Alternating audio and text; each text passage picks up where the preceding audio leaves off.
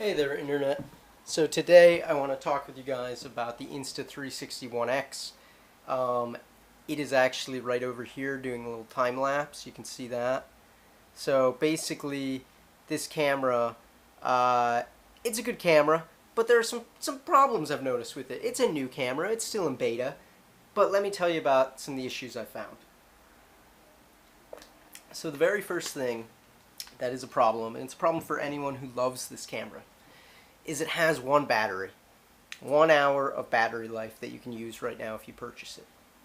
You have to charge this battery or constantly keeping it charged if you want to shoot with it for a whole day, like I did today. So I recommend getting external battery power. I'm using this one right here. It's XT Power. They're pretty cheap. Tells you how much battery life you have on there, so it's really good to know. I also like the Moza Power Tripod. This guy actually has power built into it, and it's a tripod, so it's multi-use functionality, especially good if you travel. And again, it has a little thing right there where it lights up and it tells you how much battery life you have.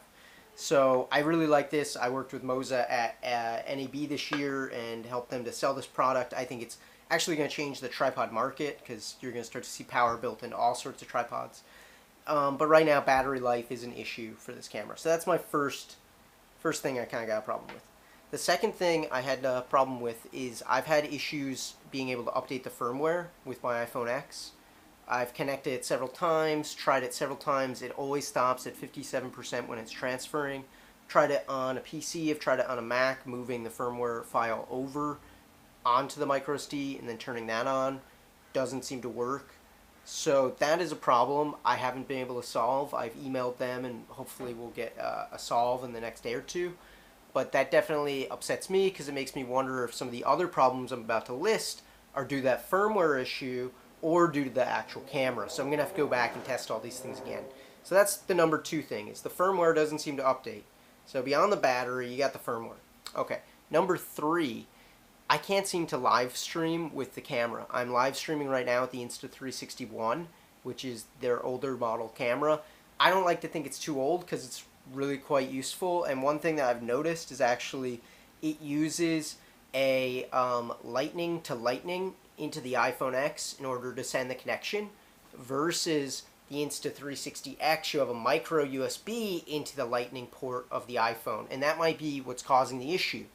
Perhaps this camera streams better with Samsung phones or Android phones. I don't know, but I'm looking into that right now. I'm trying to get friends who have those latest Samsung phones to do a test with me.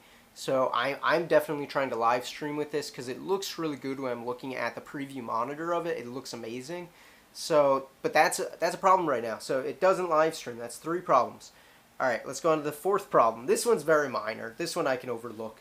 The case. When you buy the camera, it doesn't really have a great case. I've actually already put it away, but I'm using my Ricoh Theta M15 case, and this thing works great. I just, can zip it up and put it in a pocket.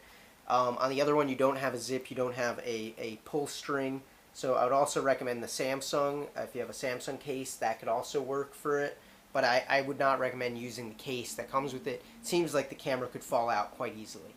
So that's the fourth problem. Now gets into the fifth problem. I don't really have a fifth problem. I wasn't sure what to do. I don't know. I guess like the biggest issue is that, oh, I remember. The fifth problem is you have a video mode and a photo mode in the main features, and then you have settings, right? There's no time-lapse thing. So in order to turn on time-lapse, you have to go into settings and switch the video mode into time-lapse mode in order to do that. It's kind of frustrating having had the GoPro Fusion for over a year and just being able to have those three modes, time-lapse, video, and photo. I use them all the time because I use time-lapse when I'm driving the car. In case someone hits into me, I have like insurance. And I use video whenever I'm talking to camera. So I'm switching between video and time-lapse all the time. I'm not taking a lot of photos, to be honest. But having those two functionalities is good. Now it's a huge process for me to switch into time-lapse mode. So I don't know, I might implement this as just my time-lapse car camera and use the Fusion for actual vlogging and combine the two footage together.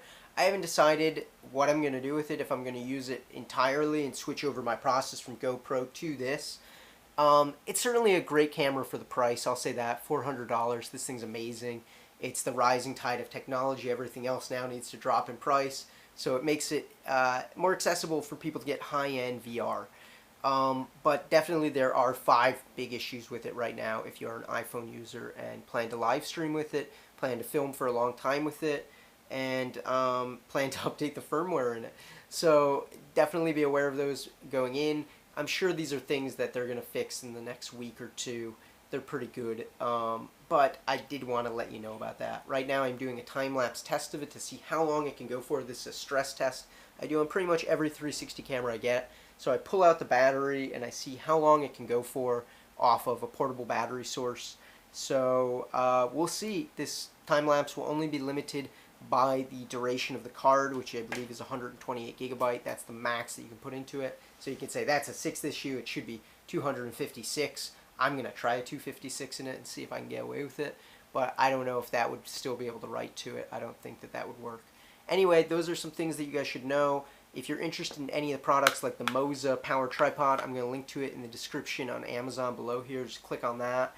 Thank you again so much for watching. Hit that subscribe button. If you haven't signed up for notifications, make sure to do that, because anytime one of these comes out, then you definitely get a notification and you know about it. And also make sure to share it if you found this information valuable, especially if you have friends who are interested to buy these products.